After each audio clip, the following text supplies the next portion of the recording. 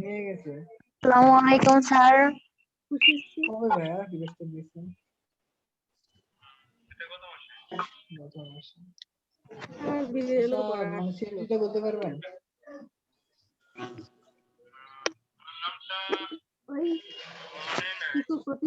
Sir আসসালামু আলাইকুম।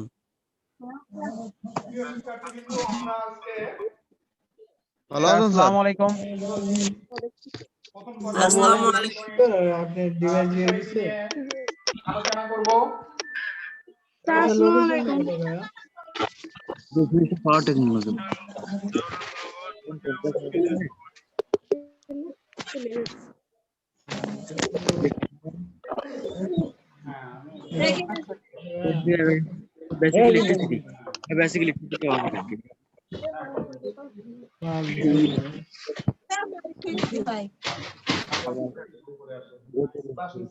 Class হবে কি ক্লাস হচ্ছে? আসসালামু আলাইকুম স্যার। তো আমরা এখানে দ্বিতীয় পর্বে আওয়াজ ভাই দ্বিতীয় পর্বে কাজে তো যাচ্ছেন নাকি? সবাই একটু মিউট করি, স্যার কথা শুনতে পারবো তাহলে ভালোভাবে। আমি সবাই একটু মিউট করি আমরা। তাদের ক্লাস নিব এবং আমরা পর্বে যে ছাত্রছাত্রীরা আছে আমি তাদেরকে সুস্বাগত জানাচ্ছি। আমি জানি তোমরা নতুন পর্বে ভর্তি হয়েছে, দীর্ঘদিন তোমরা তারপরে আমরা কালীন সময়ের জন্য কালীন আমরা অনলাইন ক্লাস শুরু করেছি 2 তারিখ থেকে। তারই প্রোগ্রাম হিসাবে আমি আজকে তোমাদের প্রথম ক্লাসে আছি। আমি Mohammad Shahrul Islam, inspector electrical, Jessore polytechnic institute. তো ফার্স্ট তোমরা যে কাজটি করবে যে এই যে আমার মেল নাম্বার, ইমেল এবং মোবাইল নাম্বার দেওয়া আছে, এটি তোমরা আগে তোমাদের নোটবুকে লিখে নাও।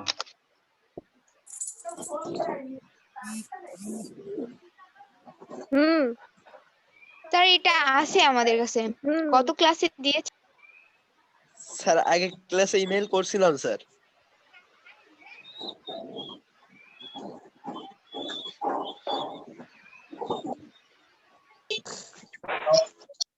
নিশ্চয়ই আমরা আলোচনা আজকের প্রথম চ্যাপ্টার যেটি দেখা যায় না তো আমার। চ্যাপ্টার নাম হচ্ছে কথা বলেন না একটা কথা। ঠিক আছে, ইলেকট্রিসিটি সম্পর্কে এবং তার প্রকৃতি সম্পর্কে জানা। তো প্রথমে আলোচনায় আমাদের মিনিং অফ ইলেকট্রিসিটি, অর্থাৎ ইলেকট্রিসিটির অর্থ হচ্ছে বিদ্যুৎ।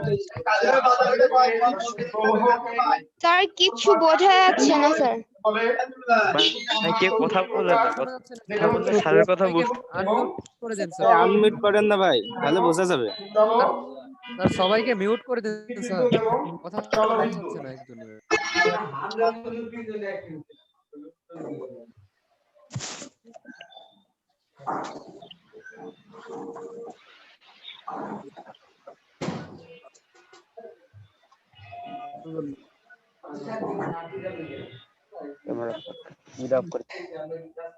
তোমরা এই শুরুতে এখানে যে ছবিগুলো আছে সেই ছবিগুলো একটু এখানেও, কারণ আমরা যে আলোচনাটা প্রথমে আসবো সেটা description of atomic structure.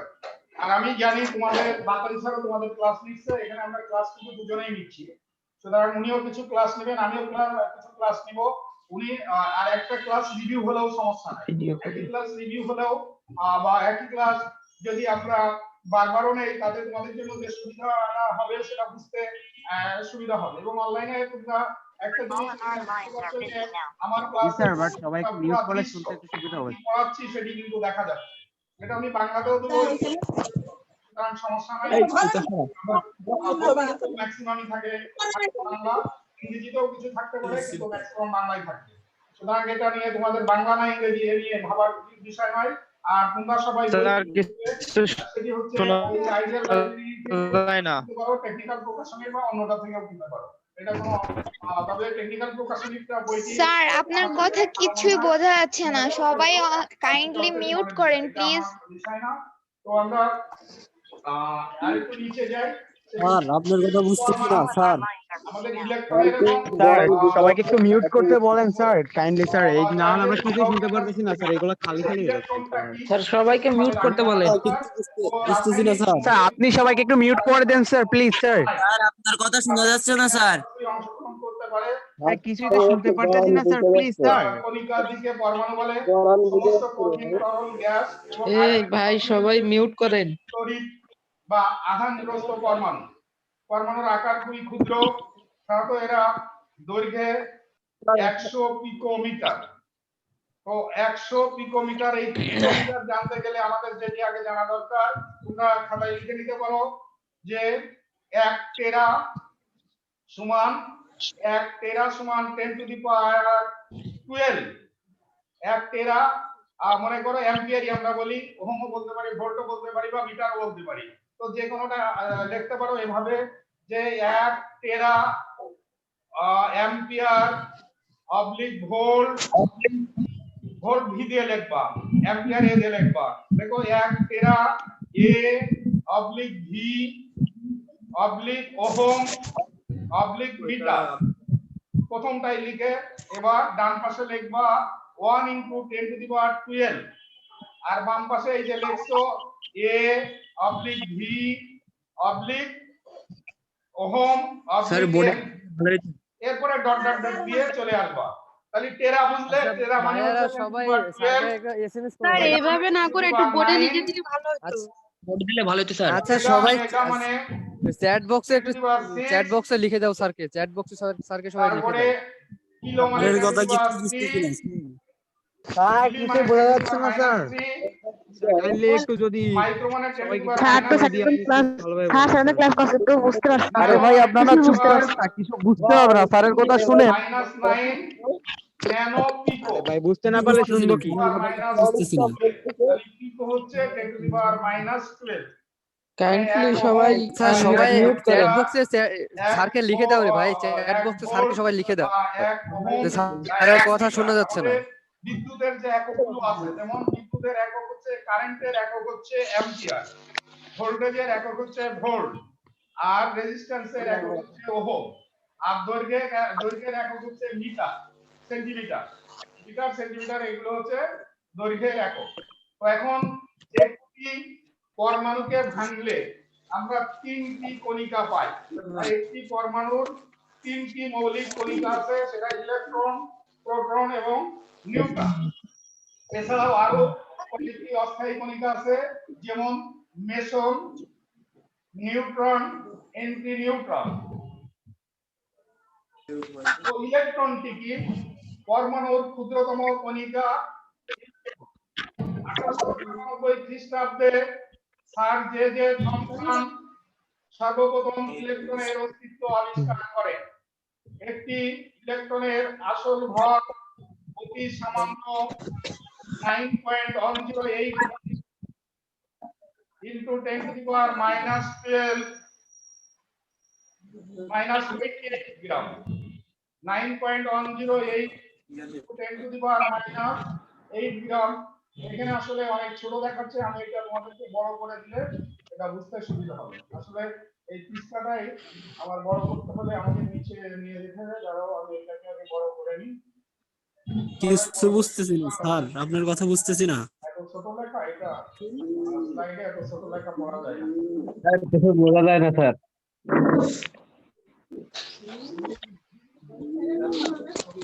Sir আপনার কথা শুনতে পাচ্ছি না স্যার, একটু ভালোভাবে বলুন স্যার প্লিজ।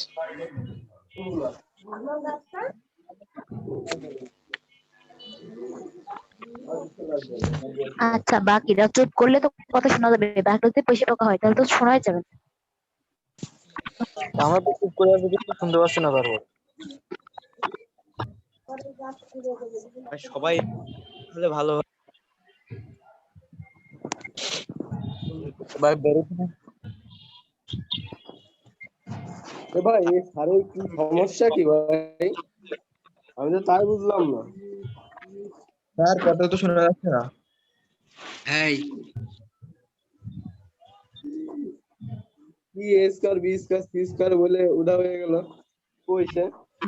আরে সবাই নিজে থেকে মিউট হয়। আচ্ছা আপনারা একটু চুপ করেন প্লিজ, আপনারা একটু চুপ করেন তো, স্যার যা ইচ্ছা করুক, আপনারা একটু চুপ করে দেখেন, এত কথা বলেন কেন? তো ইলেকট্রন সম্পর্কে তো আমরা জানলাম, এখন প্রোটন হচ্ছে, আমরা এই দুটো বিষয় নিয়ে বিস্তারিত আলোচনা করব। তারপরে নোটগুলো দিলাম। প্রোটন ধনাত্মক আধান বিশিষ্ট কণিকা বা নিউক্লিয়াসের মধ্যে থাকে। 1911 খ্রিস্টাব্দে 1911 খ্রিস্টাব্দে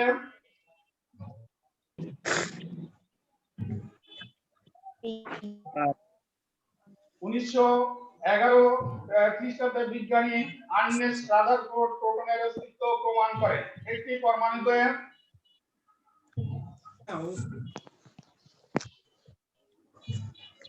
সব ঠিক আছে, এক পিস প্যান্টের সমস্যা আছে, আর সব ঠিক আছে 100%। একটি পরমাণুতে ইলেকট্রনের সমান সংখ্যা প্রোটন থাকে, বোঝা যাচ্ছে না। 24 গ্রাম, যা পারমাণবিক ভর বা অনুসারে 1.007276 AMU। AMU এর অর্থ হচ্ছে অ্যাটমিক মাস ইউনিট। AMU হচ্ছে অ্যাটমিক মাস ইউনিট।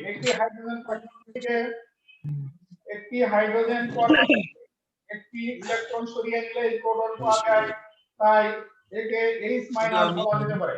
একে সাধারণত দ্বারা প্রকাশ করা হয়। তাহলে আমরা একটি পরমাণুকে ভাঙলে কি পাচ্ছি? ইলেকট্রন, প্রোটন এবং নিউট্রন সম্পর্কে আমরা আলোচনা করলাম। জানতে পারবো।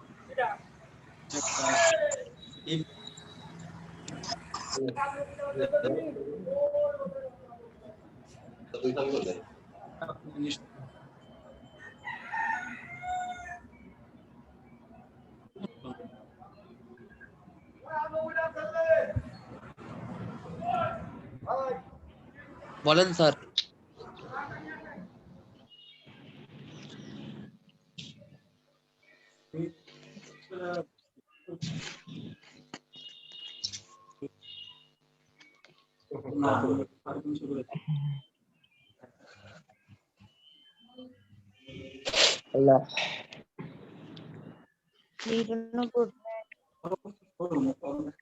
ইলেকট্রন ও প্রোটনের ন্যায় নিউটন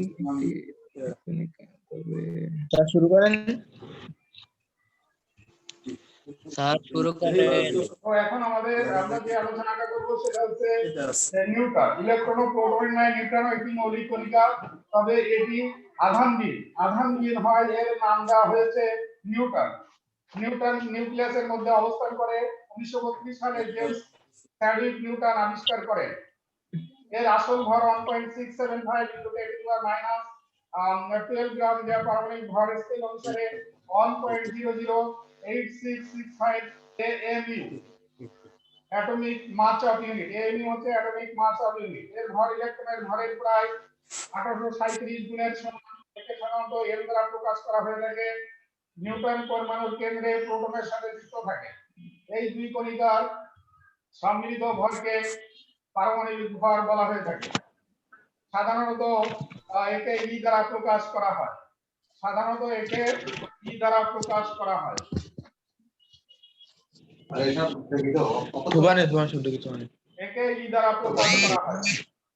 তো আমরা কিভাবে পরমাণুর পারমাণবিক বিন্যাস নির্ণয় করতে পারি সেটি আমরা এখান থেকে দেখতে পারি যে 2n² ফর্মুলার সাহায্যে আমরা পরমাণুর ইলেকট্রন বিন্যাস বা পারমাণবিক কাঠামো নির্ণয় করতে পারি। লিখে নাও, 2n² ফর্মুলার সাহায্যে আমরা পরমাণুর পারমাণবিক বিন্যাস বা ইলেকট্রন বিন্যাস নির্ণয়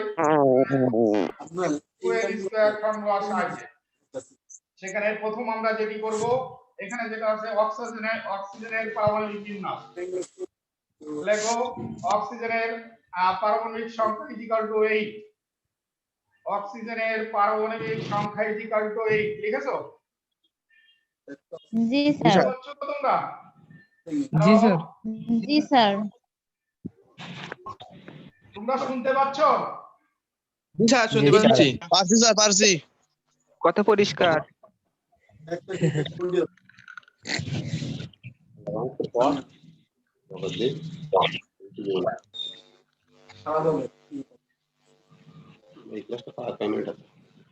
শুনতে পাচ্ছ তো? অ্যালুমিনিয়াম পারমাণবিক সংখ্যা অ্যালুমিনিয়াম না, অক্সিজেনের পারমাণবিক কাঠামো বা ইলেকট্রন বিন্যাস আমরা নির্ণয় করব। অক্সিজেনের পারমাণবিক সংখ্যা ইজিক্যাল টু 8। শুনতে পাচ্ছ? জি স্যার। হ্যাঁ, জি স্যার, কক্ষপথে ইলেকট্রনের পারছি সংখ্যা স্যার, পারছি। লেখো। দেখো প্রথম কক্ষপথে ইলেকট্রনের সংখ্যা 2n square is equal to 2 into 1 square is equal to 2। প্রথম n হচ্ছে ওই যে আমরা বলছি যে 2n স্কয়ার ফর্মুলার সাহায্যে আমরা পারমাণবিক কাঠামো বা ইলেকট্রন বিন্যাস নির্ণয় করতে পারি। তো আমাদের প্রথম কক্ষপথে ইলেকট্রনের সংখ্যা 2 ইনটু 1 স্কয়ার ইজিক্যাল টু 2। দ্বিতীয় কক্ষপথে ইলেকট্রনের সংখ্যা 2 ইনটু 2 স্কয়ার ইজিক্যাল টু 3। তাহলে হয়ে যাবে কয়টা? বেশি হয়ে যাচ্ছে না? 8টা। তো কক্ষপথ মিনিমাম 2টা করতে হবে, তাই একটা প্রথম কক্ষপথে তো 2টা হয়ে গেছে। তাহলে আমরা ওইভাবে 2 ইনটু 2 স্কয়ার দিয়ে করতে পারবো না।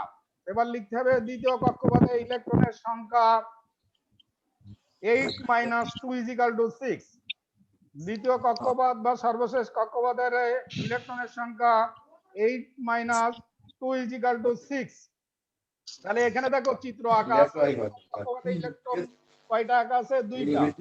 প্রথম কক্ষপথে ইলেকট্রন কয়টা আঁকা আছে? 2টা।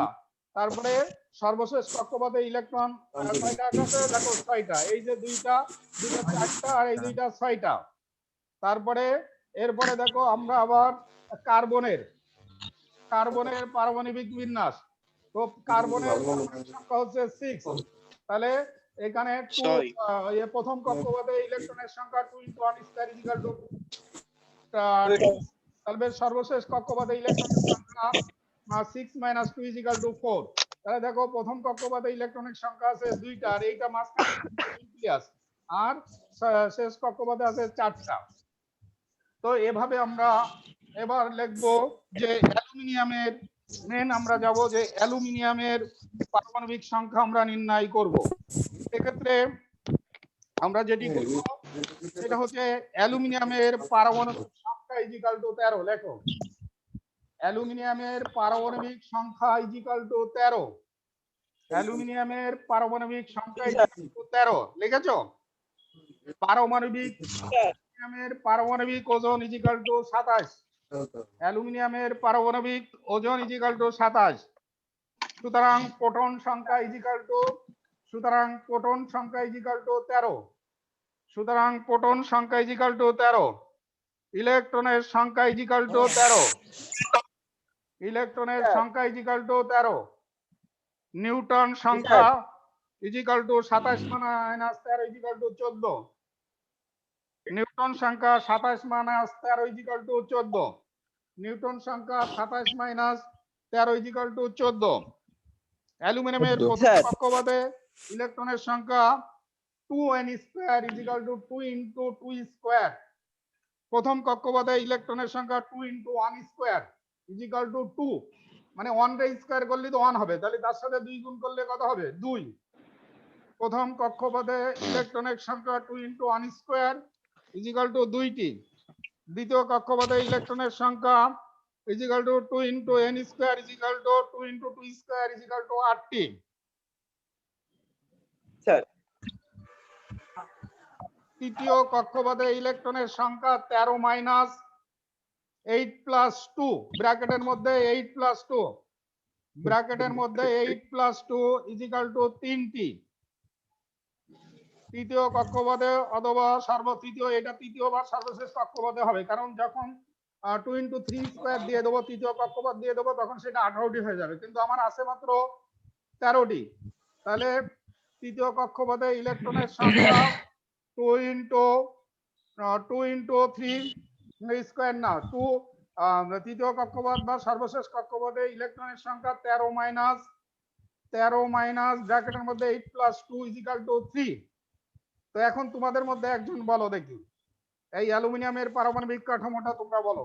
অ্যালুমিনিয়ামের যে বিন্যাস আমি করলাম সেটা বলো, এবং অ্যালুমিনিয়ামের চিত্রটা আমার এখানে আঁকা আছে। এটাই যে অ্যালুমিনিয়ামের পারমাণবিক কাঠামোর চিত্র এখানে আঁকা আছে।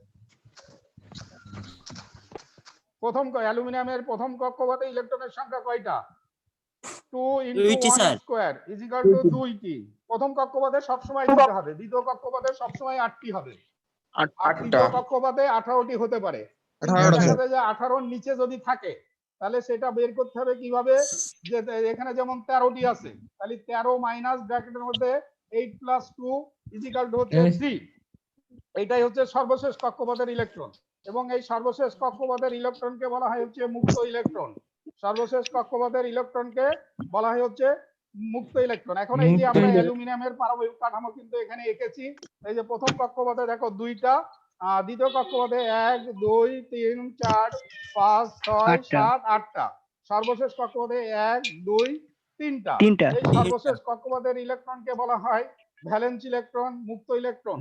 ভ্যালেন্স ইলেকট্রন, এবং এই মুক্ত ইলেকট্রনের কারণেই এই মুক্ত ইলেকট্রনই প্রবাহিত হয়। আর এই মুক্ত ইলেকট্রনই হচ্ছে নেগেটিভ চার্জ বাহী। এই ইলেকট্রন বা চার্জই প্রবাহের কারণেই আমাদের যে আমরা ইলেকট্রিসিটি পাই। তো এটা ক্লিয়ার কিনা অ্যালুমিনিয়ামের পারমাণবিক স্টিকার বানাচ্ছে? ঠিক আছে, ক্লিয়ার স্যার। এবার হচ্ছে কপারেরটা আমি বলবো। কপারের লেখো। তামার পারমাণবিক ওজন, তামার পারমাণবিক ভর সংখ্যা 64। তামার পারমাণবিক ভর সংখ্যা, তামার পারমাণবিক ভর সংখ্যা 64। তামার পারমাণবিক ভর সংখ্যা 64। তামার পারমাণবিক সংখ্যা 29। পারমাণবিক সংখ্যা 29। প্রোটন সংখ্যা 29। নিউটন সংখ্যা ইজিক্যাল টু পারমাণবিক সংখ্যা মাইনাস পারমাণবিক সংখ্যা। ভর সংখ্যা, পারমাণবিক ভর সংখ্যা মাইনাস পারমাণবিক সংখ্যা। নিউটন সংখ্যা ইজিক্যাল টু পারমাণবিক ভর সংখ্যা। নিউটন সংখ্যা ইজিক্যাল টু পারমাণবিক ভর সংখ্যা মাইনাস পারমাণবিক সংখ্যা is equal to 64 minus 29 is equal to 35। লেখা হয়েছে এগুলো? স্যার হইছে। 64 মাইনাস 29 ইজিক্যাল টু 35। এবার লেখো তামার প্রথম কক্ষপথে ইলেকট্রনের সংখ্যা ইজিক্যাল টু, তামার প্রথম কক্ষপথে ইলেকট্রন সংখ্যা ইজিক্যাল টু, তামার প্রথম কক্ষপথে ইলেকট্রনের সংখ্যা is equal to 2n square is equal to 2 * 1 square is equal to 2টি। তামার প্রথম কক্ষপথে ইলেকট্রনের সংখ্যা is equal to 2n square is equal to 2 * 1 square is equal to 2টি। তামার দ্বিতীয় কক্ষপথে ইলেকট্রনের সংখ্যা is equal to 2n square is equal to 2 * 2 square is equal to 8টি। 2 * 2 স্কয়ার ইজিক্যাল টু 8টি। তামার তৃতীয় কক্ষপথে ইলেকট্রনের সংখ্যা, এখানে যেহেতু 29 সেহেতু তৃতীয় কক্ষপথ আসবে। তামার তৃতীয় কক্ষপথে ইলেকট্রনের সংখ্যা 2n square is equal to 2 * 3 square. 2 * 3 square মানে 3 × 3 = 9 × 18টি। এবার চতুর্থ বা সর্বশেষ, তামার চতুর্থ বা সর্বশেষ কক্ষপথে ইলেকট্রনের সংখ্যা, চতুর্থ কক্ষপথ বা সর্বশেষ কক্ষপথে ইলেকট্রনের সংখ্যা ইজিক্যাল টু 29 মাইনাস ব্র্যাকেট শুরু 29 মাইনাস ব্র্যাকেট শুরু 2 + 8 + 18 ব্র্যাকেট ক্লোজ ইজিক্যাল টু 1টি ইজিক্যাল টু 1টি। তাহলে এটা তামার। এখন ঠিক এখানে এইভাবে আঁকবে, এই যে এখানে এই চিত্র থেকেই আঁকবে। এই দ্বিতীয় কক্ষপথ পর্যন্ত প্রথম কক্ষপথে 2টা আঁকবে, দ্বিতীয় কক্ষপথে 8টা আঁকবে, তৃতীয় কক্ষপথে 18টা আঁকবে, আর সর্বশেষ কক্ষপথে 1টি আঁকবে। পারবে না? জি স্যার। কক্ষপথে কয়টা? 2টা। পারবা স্যার। দ্বিতীয় কক্ষপথে সবসময় 8টা থাকবে না, সবসময় 8টা থাকবে না। যদি মনে করো টোটাল 8টা হয়, টোটাল 6টা হয়, তাহলে তো এখানে কমে যাবে। তো যেহেতু এটা 29, তাহলে প্রথম কক্ষপথে 2টা, দ্বিতীয় কক্ষপথে 8টি, আর তৃতীয় কক্ষপথে হচ্ছে 18টি। এখানে 3টা আছে, 3টা থাকবে না, কিন্তু এখানে হবে কয়টা? 18টি। আর একটা কক্ষপথ বাড়বে, আর একটা কক্ষপথ বাড়বে। সর্বশেষ কক্ষপথে হবে 1টি। কি আঁকা হয়েছে? প্রথম কক্ষপথে এটা তো নিউক্লিয়াস, প্রথম জি এই স্যার। বৃত্তকে প্রথম কক্ষপথে 2টা, দ্বিতীয় কক্ষপথে 8টা, তৃতীয় কক্ষপথে হচ্ছে 18টা, এটা একটু সময় লাগবে, তৃতীয় কক্ষপথে 18টা, আর চতুর্থ কক্ষপথ বা সর্বশেষ কক্ষপথে হচ্ছে 1টি। যত মানে সর্বশেষ কক্ষপথে ইলেকট্রনের সংখ্যা যত কম হবে, সর্বশেষ কক্ষপথে যত ইলেকট্রনের সংখ্যা যত কম হবে, তার তার পরিবাহিত্ব তত বেশি হবে, সেই পদার্থের পরিবাহিত্ব তত বেশি হবে। এটা মনে হয় গতদিনকে তোমাদের যে বাপের সাহেব যখন পড়াচ্ছিল তখন আমার মনে হয় এটি বলেছিল, তাই না? আর এই আরেকটি কথাও বলতেছিল, আমি দেখছি জার্মেনিয়াম এবং সিলিকনের কত হবে, সর্বশেষ কক্ষপথে ইলেকট্রনের সংখ্যা হবে 4, পরিবাহী সর্বশেষ কক্ষপথে ইলেকট্রনের সংখ্যা হবে 4 এর কম, অর্ধপরিবাহীর অর্থাৎ সেমিকন্ডাক্টরের সর্বশেষ কক্ষপথে ইলেকট্রনের সংখ্যা হবে 4, আর ইনসুলেটর বা অপরিবাহীর সর্বশেষ কক্ষপথে 5 এর বেশি স্যার, 5 এর বেশি। 4 এর অধিক, 5 এর বেশি না, 5 থেকে শুরু, 4 এর অধিক, 4 এর অধিক, 5 তো 4 এর অধিক, 4 এর অধিক আর 4 এর কম, পরিবাহীর 4 এর কম, অপরিবাহীর 4 এর বেশি, আর অর্ধপরিবাহী সবসময় 4। অর্ধপরিবাহী মানে যে সমস্ত পদার্থের কারেন্ট প্রবাহের প্রবণতা হচ্ছে পরিবাহী এবং অপরিবাহীর মাঝামাঝি, তাদেরকে বলা হয় হচ্ছে সেমিকন্ডাক্টর বা অর্ধপরিবাহী। আর যে সমস্ত পদার্থের মধ্য দিয়ে অতি সহজে কারেন্ট প্রবাহিত হতে পারে তাদেরকে বলা হয় পরিবাহী, আর যে সমস্ত পদার্থের মধ্য দিয়ে কারেন্ট সহজে প্রবাহিত হতে পারে না তাদেরকে বলা হয় অপরিবাহী। তো আমরা প্রথম দিক থেকে চলে আসলাম, এরপরে আমরা যে আলোচনায় যাব কারেন্ট, ভোল্টেজ ও রেজিস্ট্যান্স বলতে আমরা কি বুঝি। কারেন্ট তো আমরা আগেই আলোচনা করেছি যে আমাদের ইলেকট্রনের প্রবাহ বা চার্জের প্রবাহকে আমরা কারেন্ট বলি, ইংরেজি বলে flow of electron is called current. তো কারেন্টের একক হচ্ছে অ্যাম্পিয়ার। তো কারেন্ট এখানে এমন এক প্রকার, কারেন্ট এক প্রকার শক্তি বলা হয়েছে। আজকে বিশ্বে যদি এই কারেন্ট বা বিদ্যুৎ না থাকতো তাহলে আমরা যে ক্লাস নিচ্ছি এই ক্লাস কি নিতে পারতাম বলো তো? অনলাইনে যে ক্লাস নিচ্ছি বা আমরা যে বাসাবাড়ির যে আলো পাই, পানি পাই, তারপরে আমরা যে কৃষির যে ব্যাপক উৎপাদন, সেটা তো ইলেকট্রিসিটির কারণেই এটা বাড়ছে। আমরা যখন ডিজেল দিয়ে বা অন্য পদ্ধতিতে আমরা যখন আমরা মেশিন চালাইতাম বা মোটর যখন ছিল না তখন কিন্তু খরচও অনেক বেশি ছিল, উৎপাদনও অনেক কম ছিল। তো কৃষির উন্নয়ন, শিল্পের উন্নয়ন সবই আজকে সম্ভব হয়েছে বিদ্যুতের কারণেই। সবকিছুই হয়েছে বিদ্যুতের কারণে। এবং এই আধুনিক বিশ্বে তোমরা যে মোবাইল ফোনটি ব্যবহার করো, তার চার্জার কি বিদ্যুৎ না হলে কি চার্জ দিতে পারবে? পারবে না। তোমরা যে টেলিভিশন দেখো সেটি কি পারবে? তোমরা যে কম্পিউটার চালাও, কোনোটি কিন্তু আজকের যুগে কোনো কিছুই বিদ্যুৎ ছাড়া সম্ভব নয়। এটা আধুনিক বিশ্বের যে বিদ্যুতের অবদান, এটা আমাদের কাছে অনস্বীকার্য। তো আমরা এই বিষয়গুলো নিয়ে অনেকটাই আলোচনা করলাম। তো আমরা বিদ্যুতের এখানে আমরা বলেছি যে এটি এমন এক প্রকার শক্তি যা অল্প সময়ে তাপ, আলো, যান্ত্রিক শক্তি, গতিশক্তিতে রূপান্তর করা যায় এবং যা দ্বারা অনেক বাস্তব কাজ সম্পন্ন করা যায়। এখানে আরো একটি বিষয় হলো আমাদের যত প্রকার যানবাহন চলে সেখানে কিন্তু ব্যাটারি আছে। ব্যাটারি মানে কি? ব্যাটারি বিদ্যুৎ তৈরি করে, তাই না? ব্যাটারি আছে না? তারপরে আমাদের এরোপ্লেন চলে, সেটাও কি বিদ্যুৎ না থাকলে কিন্তু ওটাও চলবে না। যে কোনো ধরনের ট্রেন চলে, সেটাতেও আমাদের বিদ্যুৎ প্রয়োজন। তো এমন কিছু নাই যেখানে বিদ্যুতের ছোঁয়া নাই বা বিদ্যুতের প্রয়োজন নাই। এই বিদ্যুৎ আমি বলেছি দুই প্রকার, স্থির বিদ্যুৎ। এই বিদ্যুৎ উৎপত্তি স্থলে আবদ্ধ থাকে এবং চলাচল করতে পারে না, তাকে হচ্ছে স্থির বিদ্যুৎ বলে। জলবিদ্যুৎ কোনো পরিবাহের মধ্যে ইলেকট্রনের অবিচ্ছিন্ন প্রবাহকে জলবিদ্যুৎ বলে। এটিও দুই প্রকার, ডিসি কারেন্ট এবং এসি কারেন্ট, ডিসি এবং এসি। তো আমরা ডিসি কারেন্ট হচ্ছে সময়ের সাথে যে কারেন্টের মান ও দিক কোনোটিরই পরিবর্তন হয় না, তাকে ডিসি কারেন্ট বলে। নিচে ডিসি কারেন্টের প্রবাহ চিত্র দেখানো হয়েছে। আর এটা হচ্ছে সময়, আর এদিকে হচ্ছে টাইম। তারপরে এসি কারেন্ট দেখো সময়ের সাথে পরিবর্তন হচ্ছে, জিরোতে ছিল, তারপর আস্তে আস্তে বাড়তেছে, একটু ম্যাক্সিমাম জায়গায় চলে যাচ্ছে, আবার আর এটা কমে যাচ্ছে। এইদিকে হচ্ছে আমাদের কারেন্ট, আর এদিকে আমাদের তারপরে আমাদের আরেকটা আছে, সেটা হচ্ছে এই যে চার্টটি দেওয়া আছে। তো আমরা আমাদের ক্লাসের টাইম প্রায় শেষের দিকে, এই চার্টটি তুলে নিতে পারো। আমি তোমাদের একটি প্রশ্ন এখন করতে চাই, বলো তো একটি পরমাণু থেকে আমরা কি কি পেতে পারি? আর electron proton neutron. Electron proton neutron. Very good. Electron proton neutron. আমরা ইলেকট্রন প্রোটন নিউট্রন।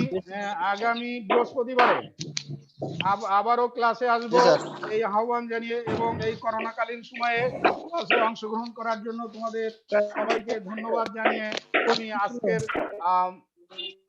ক্লাস এখানেই শেষ করছি। সকলকে ধন্যবাদ।